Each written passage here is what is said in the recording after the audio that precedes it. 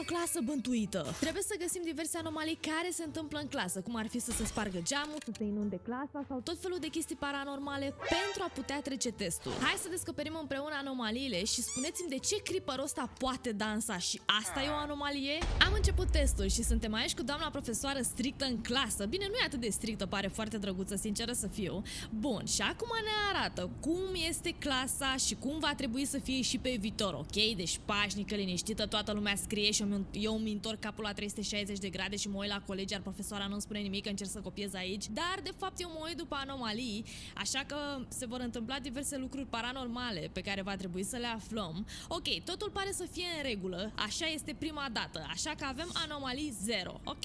Ok, hai să vedem ce se întâmplă de acum încolo. Suntem la 29. Deja avem o pasăre la geam, care asta este o anomalie, pentru că îi ciripește rezultatul acolo colegii noastre, îi ciripește ce trebuie să scrie. Bun, altceva mai poate fi? Cred că nu, ne ia așa easy de început. A început să-mi croncăne în cap, am înțeles. Ok, dar pe colegi nu-i deranjează de fel. Ok, deci avem o anomalie că croncăne pasărea. Bine, hai să vedem următoarea anomalie. Suntem la 28. Noi cu cât vom descoperi mai multe anomalii, cu atât numărul ăla va scădea. L-avem pe colegul care a dat give up la test. Mai face și cu mâna la modul. Așa arată repetenția, guys. Cum vedeți pe fața lui, așa arată când ești repetent. Te pui acolo lângă ușă și faci cu mâna celor care știu să scrie la test, iar tu habar n-ai ce o să faci cu viața ta. Avem o anomalie, ok, l-avem pe colegul care face cu mâna repetent. Bun, 27. Se dărâmă școala în timp ce dăm noi testul. Colegi, nu știu dacă vă pasă, eu înțeleg că vreți să aveți un viitor strălucit, dar să știți că nu-l mai apucăm pentru că tocmai se demolează școala în capul nostru. Ok, avem o anomalie, guys. Hai să vedem 26. Până acum a fost easy, nu-i așa? Pot să fie și mai grele. Acum, dacă voi descoperiți ceva ce eu nu am văzut, vă rog să-mi spuneți în comentarii, pentru că nu le pot vedea chiar pe toate. Precum vedem, totul este pașnic, iar colega este foarte concentrată acolo să scrie cum trebuie, ea vrea să ia notă mare din plin. A zis că dacă nu ia notă 10 la testul ăsta, mami o bate rău de tot acasă. 27, era o anomalie pe care n-am văzut-o. Mamă, uitați-vă și la draperiile astea cum sunt puse. Adică, dacă astea sunt trase diferit, eu nu pot să-mi dau seama, pentru că și așa sunt trase diferit. A avut sens ce am încercat să spun? Nu știu. Colega s-a pus să doarmă, am pățit și eu la ora de matematică când a țipat odată profa, am sărit cu tot cu bancă. Da, să nu faceți așa. 26, profa s-a trezit, eleva s-a trezit, colega, bine. Hai să vedem ce se mai întâmplă. Aici în spate toată lumea e pașnică, scrie, ține pixul în mână de zici că n-a scris toată viața ei, cred că acum învață să și scrie. Da, totul pare în regulă, pașnic. Aici lipsește o colegă, așa lipsea mereu? Și acolo 2 colegi, wow! Deci ea sunt mai rău decât cel de la ușă, nu este nicio anomalie din punctul meu de vedere. Hai să vedem dacă am spus și bine, guys, 25, am spus bine, se pare. Se pare că soarele îi bate în cap pe colegi, nu știu cum mai pot să scrie ceva la test când se întâmplă asta. Cred că și voi pățiți când dați un test să vă bată soarele așa în cap, mai ales dacă stați pe băncile de la geam. De efectiv nu mai știi pe ce planetă e și îți dă și cel mai greu test din viața ta. Ok, colegul aparent e un pic diferit acolo în spate, dar cred că așa era mereu, habar nu am, da, nicio anomalie. Pot să fie și 2 de acum. Wow, devine hard. Uite, era o anomalie pe care n-am văzut-o. Ce e sunetul ăsta? Nu știu ce e sunetul ăsta, e cineva pe școală, nu știu ce se aude. Ok, colegul așa arată el întotdeauna.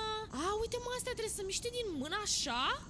Până acum mișcau așa? Nu știu, dar avem o anomalie că se aude sunetul ăla pe fundal și ne deranjează rău de tot. 25, guys. Ok, profesoara scrie acolo, este 3:30. Colegii încă lipsesc, colega e singură, n-are de la cine să copieze.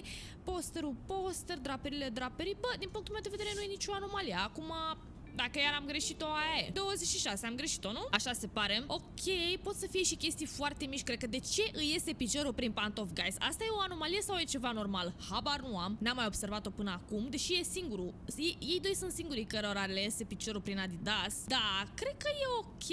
Acum pe tablă, dacă se schimbă scrisul la chinezesc, eu n-am învățat și chineză să pot să-mi dau seama. 25 s-a făcut seară. De fapt a început să plouă. Asta e o anomalie? Nu știu dacă se pune ca și anomalie, dar pot să zic că ador atunci când plouă și eram la școală. Adoram chestia asta. Wow, colega e dezbrăcată. Doamna profesoară, pot să vă întreb și cum ați lăsat-o pe colega dezbrăcată la test? Să aibă colegii ce vedea sau bă? Da, două anomalii, guys, două anomalii.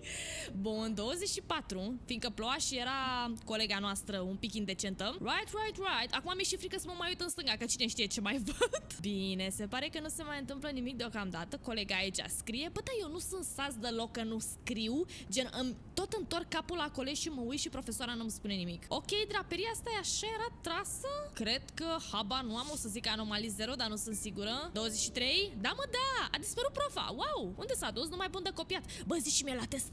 Bă, zici și mie la test și aici. Ai, e matematică în chineză. Asta nu mai îmi zice, că oricum nu înțeleg. Ok, nicio anomalie. Bă, dar unde s-a dus profesoara? What? Se pare că ne-a lăsat de capul nostru. Are încredere în noi să nu copiem. Mamă, copiam acum, dar rupeam. Da, este o anomalie, fiindcă lipsește profa. S-a dus să bea așa o cafeluță la cancelarie, probabil. Bun, aici testul în chineză, nimic anormal. Colegii scriu, toată lumea. Uai, acum scriu. Mă uitam și eu un pic la colega să văd dacă e bine, că mi s-a părut că e un pic anormal în spate. Mamă, ce m-a speriat asta. Dar ce, Doamne, iartă-mă, de ce se holba la noi? Că gen ne tot vede că ne întoarcem la colegi? Colega e la modul, nu știu, doamna, ce să scriu, dați-mi nota 2, vreau să ies afară. Exact, asta e colega. Știți colegii aia care sunt la bacalaureat sau la examenul național, termină primii și efectiv așa se uită în clasă de jur împrejur și toată lumea știe că o să ajungă vai de capul lor?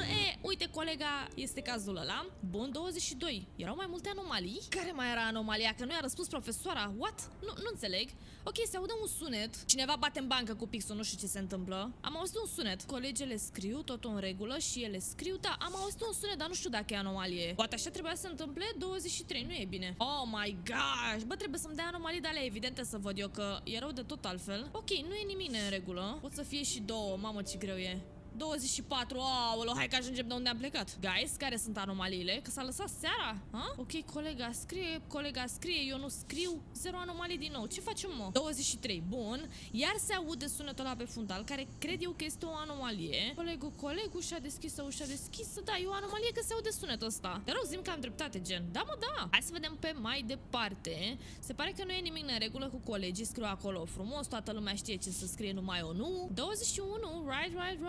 Hai să vedem. Din nou colega a dat give up. Aha, a luat creierul foc puțin. Deci, hai să o punem pe colega, care este o anomalie. Ar trebui să mă uit mai în detaliu la jocul ăsta. Habar nu am. Din nou, săracii colegii, bate soarele de ea tâmpit de tot. Bun, aici nu se întâmplă nimic. Păi, nu e nicio anomalie, așa-i? Draperiile alea, astea se învârt. Ok. Ia uite, puteam să mă uit și pe sus și nu știam. Ok, 0 anomalii, right? Pot să fie și 3 anomalii, guys, de data asta. Mamă, devine tot mai complicat. Așa că hai să vedem împreună ce anomalii se pot întâmpla. Deocamdată ne-a luat ușor, dar se vor întâmpla chestii foarte paranormale mai încolo. Știu chestia asta. Ok, se aude iar zgomotul ăsta pe fundal. Colegele scriu aici de rup. Știți colegii aia care scriu o grămadă, dar nici ei nu știu ce scriu și într-un final iau nota 2? Alea sunt colegele. Ok, avem o anomalie că se aude sunetul ăla. 18? Da, mă, da! Hai că am dat puțin speedrun. Nu se întâmplă nimic deocamdată. Ne lasă spre final așa să ne creeze suspans. Ok, astea se învârt. Profa scrie, astea scriu. Ok, nicio anomalie.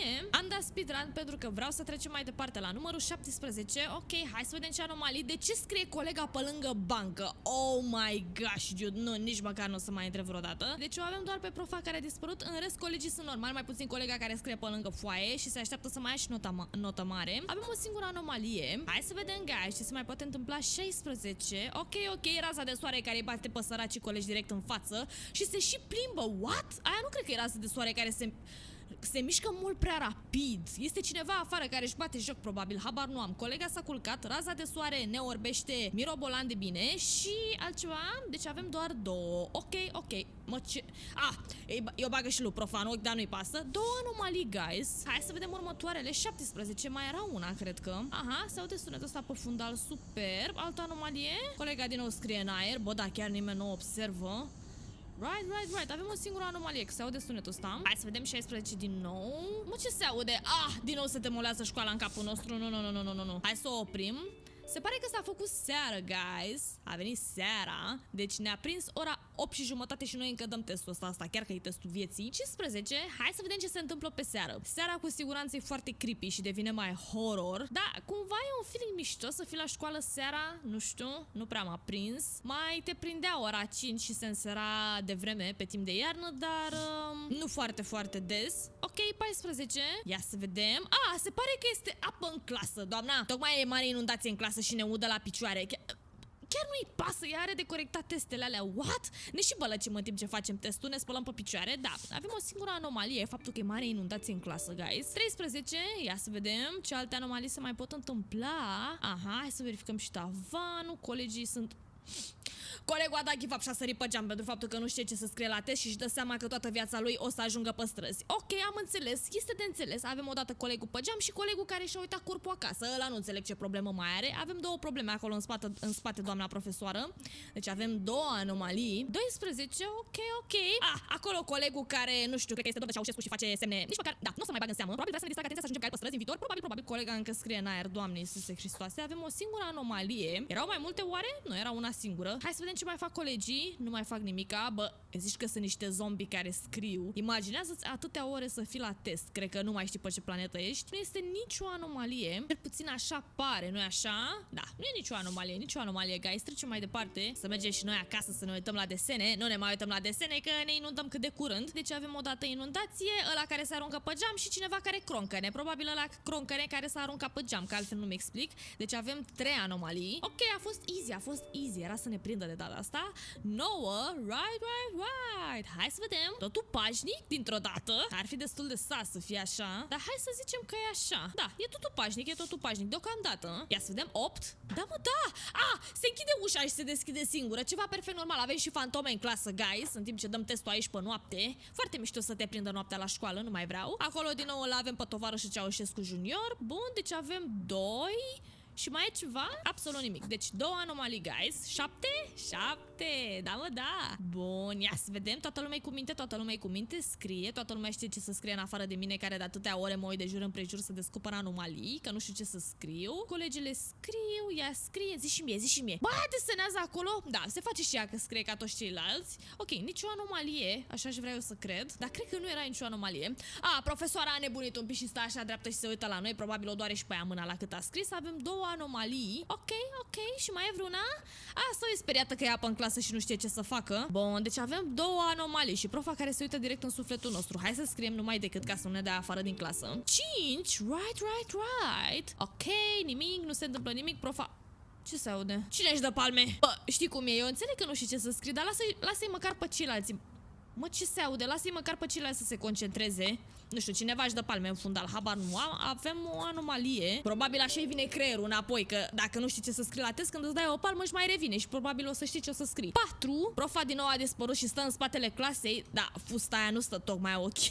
Deci avem profa, avem fantoma care se mișcă în clasă, ceva perfect normal. Probabil profa s-a pus acolo ca să o vadă mai bine, să aibă și ea la ce să se uite în tot timpul ăsta. Îți dai seama ce râde acolo în spate când noi ne scriem aici la test și ea se uită la fantoma care merge prin clasă și la modul voi scrieți că aveți mare fantomă lângă voi. Deci avem 2 anomalii, guys. Nu o să întreb ce căuta fantoma aia mergătoare prin clasă. What the? Ce-i ăla? Oh my god, ăla e din Schoolboy Runaway, cred că. Poți să întreb și eu de ce merge atât de casual prin clasă și efectiv nimeni nu-i spune absolut nimic? Cumva vine la noi? Te rog să-mi că nu face ceva.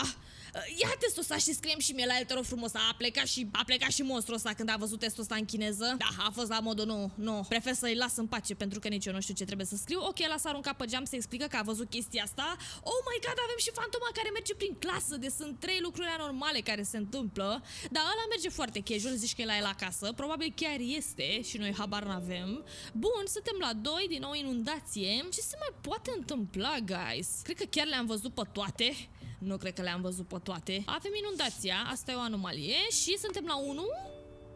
Suntem la 1 deja! Wow, cât de repede am ajuns! Foarte tare! Ok, iar se aude bătaia aia. Nu știu de unde se aude. Ok, și profa care se uită la noi. 2 anomalii, guys. Am reușit? Da! Congratulations! Am reușit să nu rămânem repetenți, guys. Deci asta am reușit noi. School years never going to end. Anii de școală niciodată nu se vor termina. Așa este, sunt cei mai frumoși. Dar pot să întreb și de ce am rămas singur în clasă? Sunt singurul repetent sau singurul care a trecut? Da, cred că sunt singurul care își va petrece toată vara în clasă, guys. Pentru că eu în loc să rezolv testul, eu mă uitam după anomalii. Ar avea o explicație logică. Bă, da, a fost destul de drăguț